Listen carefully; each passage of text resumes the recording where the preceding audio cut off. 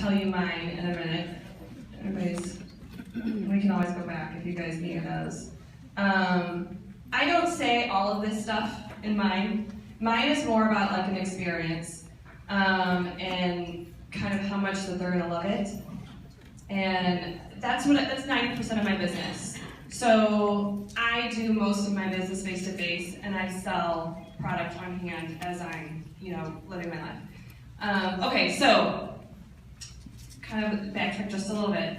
So when I go blitz and I leave the house, and let's say I'm at Target, what I'm looking for is a woman who has amazing lashes, a woman who might have just like natural beauty and just looks like she has amazing makeup on, and a woman who has a lot of great style, okay? So if you think about it, most people who are out and about, they are like head down.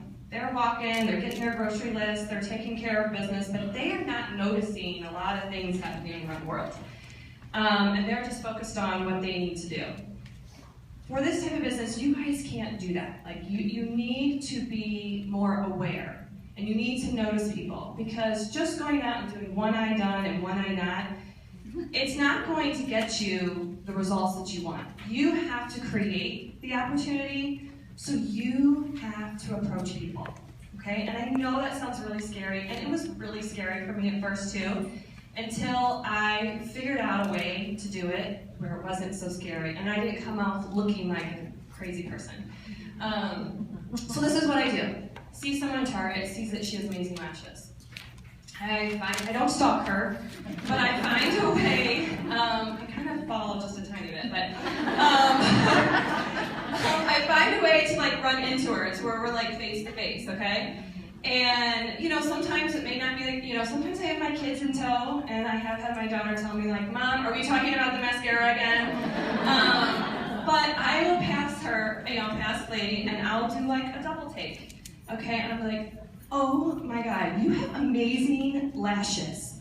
Are you wearing that 3D fiber mascara? And she says, what? Like she looks at me like, a couple people have looked at me like, are you talking to me? And I'm like, you have amazing lashes. You have to be wearing that 3D fiber mascara.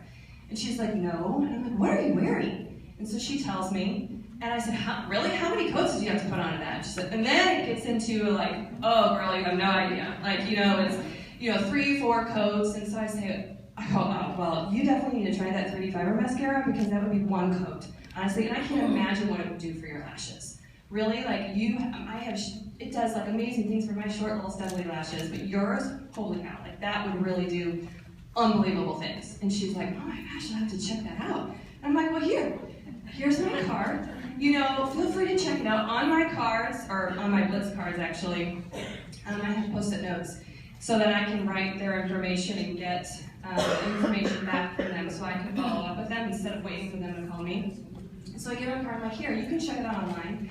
I go, but if you want those amazing lashes tomorrow, I got some in my purse you can have right now. Sometimes they say, oh my God, yeah, and you sit there and tell them how it works, and they're like, oh yeah, I'll take it right now. And I do a sale right there in Target. Or, they'll say, you know what, I'll check it out. And I said, okay, no problem. You check it out. I always get an email address from anybody I talk to about the mascara, because I just genuinely want to know what you think. So let me jot down your email address, and in a few days, I'll follow up with you and see what you think. 90% of the time, I hear from them the next day, asking me more questions about it, or wanting to purchase it. How do I purchase it? What do I need to do? So there's a couple things that happen there. Actually, there was a lot that happened there. But one, I approached her. She wouldn't even notice all the wonderful makeup and all my fabulous mascara was on if I had not approached her, okay? So I created the opportunity by approaching her. 2, I didn't approach her and say, hi, my name is Cheri, I'm with Younique, you really need to try my mascara. I gave her a compliment. I complimented her right off the bat. It broke the ice, and then it started to be like we were talking like we were friends, okay? And it was just like, we'd known each other for months. And then we were just genuine with each other. And then when she started to ask questions, that's when I went in for more of the sale. Okay, I didn't do it right off the bat. I got to know her. I built that relationship a little bit got to know how annoying it was for her to put those 3 to 4 coats of mascara on. So that's how you do it. It's just a little bit, you just have to kind of step out of your comfort zone a little bit. I mean, I'm sure you guys have heard, we talk a lot about this a lot, but when, that was not comfortable for me at all. I never liked doing that. I thought that was I thought approaching somebody about my business was so pushy. And I never thought I would be the type of person that would do that.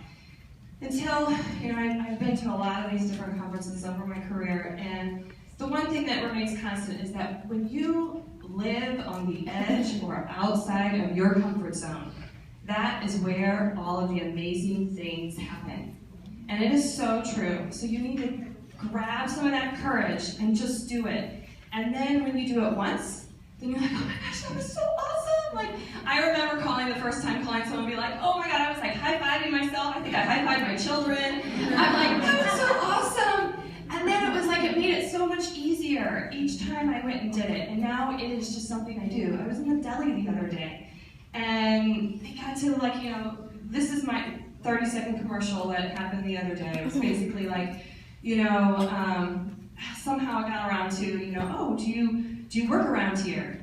And I said, no, I work from home, but I'm just a few miles away. And she said, oh, what do you do? I put a really big smile on my face, and I'm like, actually, I work for this really fun mascara and makeup company, and I get to do everything from my house and sell awesome makeup that people love and help people do the same thing that I'm doing. And she was like, what? She's like, that is awesome. What's this mascara you're talking about?